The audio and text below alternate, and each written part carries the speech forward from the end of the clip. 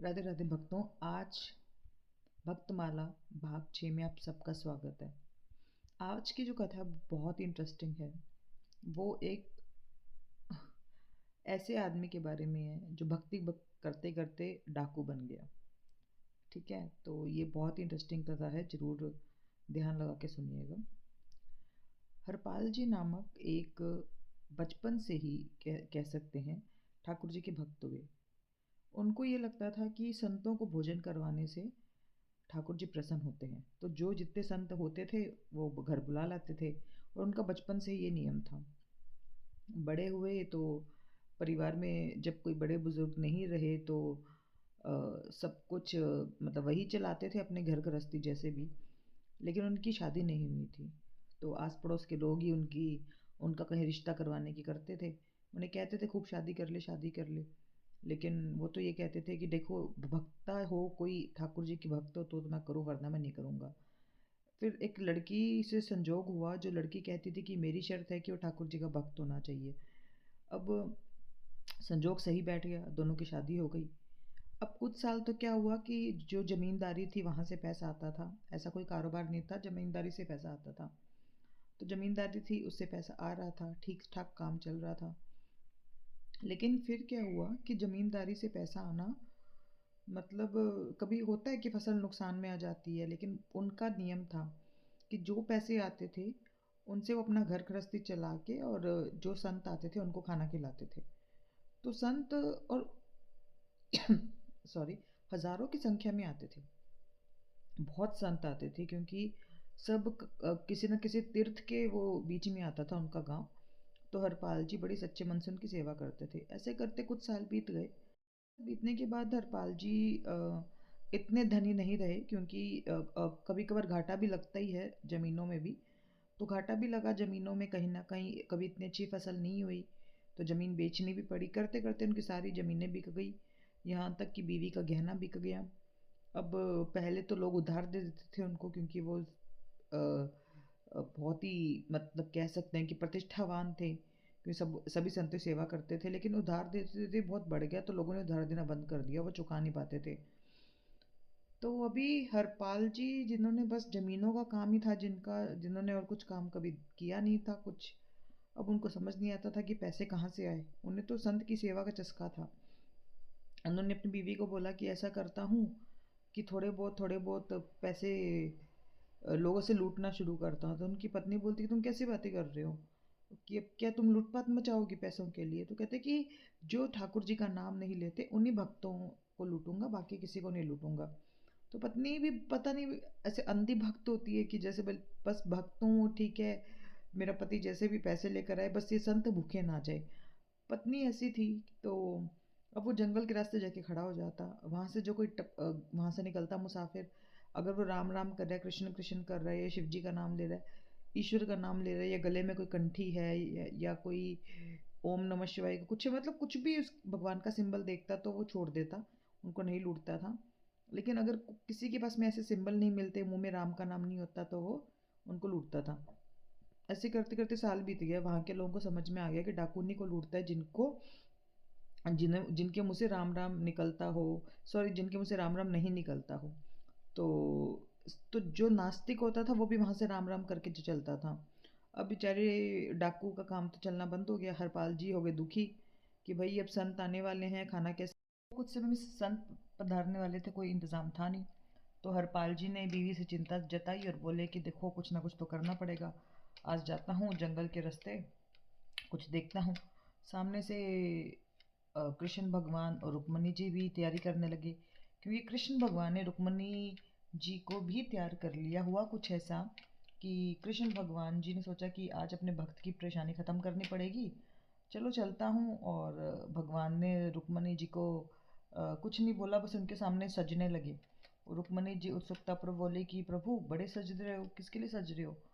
इतना सोना गहना पहन के कहाँ जा रहे हो? तो बोलते एक भक्त से मिलने जा रहा हूँ। तो रुक्मणी जी बोलती अच्छा, मुझे भी लेके चलो। तो ठाकुर जी बोलते लेकिन अच्छे से बन के जाना पड़ेगा, अच्छे अच्छे गहने पहनो, जितने पहनोगे उतना अच्छा है। तो रुक्मणी जी कहती अच्छा। अब वो ठाकुर जी की चाल में आ गई, उन्होंने तो पहन लिया गहने। अब डाकू फिराक में बैठा था। अब सामने से ठाकुर जी आ रहे और रुक्मणी जी सज के आ रही। डाकू खुश और हाथ में छुरा लेकर खड़ा। और जैसे ही रुक्मणी जी और ठाकुर जी पधारे तो डाकू बोलता कि कहाँ से आए हो मुसाफिर। वो बोले कि हम तो दूर से आए हैं। तो बोलते अच्छा ठीक है, कहाँ जा रहे हो, किसी तीर्थ को जा रहे हो। कहते नहीं नहीं, हम तीर्थों में क्यों समय व्यस्त करें, हम तो बहुत बड़े बिजनेसमैन टाइप के लोग हैं, हम क्यों तीर्थों में टाइम खराब करेंगे। तो हरपाल जी मन में सोचे अच्छा नास्तिक है ये मतलब। तो ठाकुर जी ऐसे सब चाल चल रहे थे। रुक्मणी जी हैरान थी कि ठाकुर जी क्या कर रहे हैं। तो हरपाल जी ने अपना काम किया, चक्कू निकाला और बोले कि अच्छा भाई अब निकाल दो जितने भी गहने हैं तुम्हारे हाथ में, गले में, कान में, नाक पे, जितने भी है सब निकालो, इवन पैरों में भी जितने हैं सब निकाल दो। तो ठाकुर जी बोले अरे भाई ये क्या ज़बरदस्ती है। कहते ज़बरदस्ती नहीं है, ज़बरदस्ती थोड़ी है। तुमने तुम जैसे लोग होते हो ये सनातन धर्म को जो ईश्वर को जो फॉलो नहीं करते हो, वो लोग को तो जीने का अधिकार ही नहीं है। मैं तो सिर्फ गहने मांग रहा हूँ और तुम्हारे इन गहनों से किसी साधु का पेट भरेगा। और तुम लोग तो अगर ईश्वर का संग नहीं है तो तुम जरूर बेईमानी से कमाते होगे। और ऐसे करके उन्होंने सब गहने उतरवा दिए ठाकुर जी के। ठाकुर जी ने फटाफट उतार के दे दिए और ऐसे एक्टिंग करने लगे पता नहीं कितने डर लग रहा है। अब आई बात रुक्मणी जी की। रुक्मणी जी ठाकुर जी को देखिए और सोचे कैसा छलिया पति है मेरा, सब जानते हुए भी ऐसे चोर भक्त के पास लेकर आया जो कि डाकू है। तो रुक्मणी जी ने सारे गहने उतार दिए ऐसे मन महसूस कर। अब ठाकुर जी मन में मुस्कुराए कि आज तो भक्त का कल्याण कर दिया। फिर रुक्मणी जी के हाथ में एक अंगूठी जो ठाकुर जी ने पहनाई थी, तो वो अंगूठी वो ना उतारे। तो उन्होंने हरपाल जी ने हाथ खींचकर अंगूठी उतरवा ली।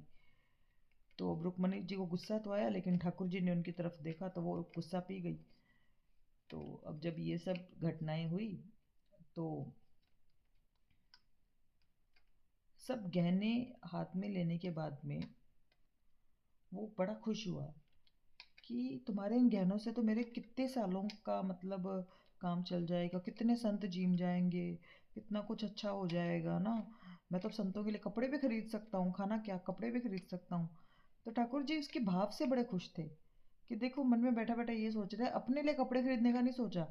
वो खुद एक फटे से धोती पहनता था तो उसने अपने लिए कपड़े खरीदने का नहीं सोचा, उसने संतों के लिए कपड़े खरीदने का सोचा। तो वो बड़े खुश हुए ठाकुर जी।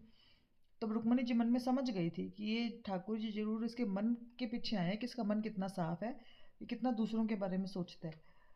तो ठाकुर जी बोले हाँ हाँ भैया अब तुम जो मर्जी करना, कितने गहने मिल गए तुमको। उसने रुक्मणी जी का हाथ पकड़ा, उसके ना पूरे शरीर में बिजली दौड़ गई और वो पैरों में गिरकर बोला कि आप कुछ साधारण लोग तो नहीं हो, मतलब जिनका हाथ पकड़ते ही मेरे शरीर में बिजली सी आ गई है, आप कुछ तो अलग लोग हो, आप इंसान नहीं हो। तो ठाकुर जी मुस्कुराए और रुक्मणी जी और ठाकुर जी अपने मूल रूप में आ गए। उसे समझ ही नहीं आया कि ये क्या हो रहा है, मतलब ईश्वर मेरे सामने है, जिन ईश्वर को मैं जिंदगी भर पाने की कोशिश करता रहा, मन में उनके बारे में सोचता रहा, वो आज मेरे सामने खड़े हैं। जिस मूर्ति को मैं रोज पूजता रहा वो मूर्ति साक्षात ईश्वर बन के खड़ी है। वो एकदम से पैरों में गिरकर बोलता कि प्रभु मैं मतलब मुझे कुछ समझ ही नहीं आ रहा है। तो ईश्वर बोले कि क्या नहीं समझ में आ रहा है, चल गले लग हमारे। तो दोनों ने उसे गले लगाया। और तब ठाकुर जी बोले कि देख हरपाल, तू काम गंदा कर रहा है, किसी को लूटना चाहे वो भक्त हो या ना हो वो गलत है, लेकिन तेरी जो मन इच्छा है वो बहुत ही साफ है। और इस इच्छा को साफ देखते हुए हम लोग आए कि चलो ठीक है, चलो अपने भक्त से मिलने चलते हैं और तुझे एक सही मार्ग भी दिखाने आए हैं।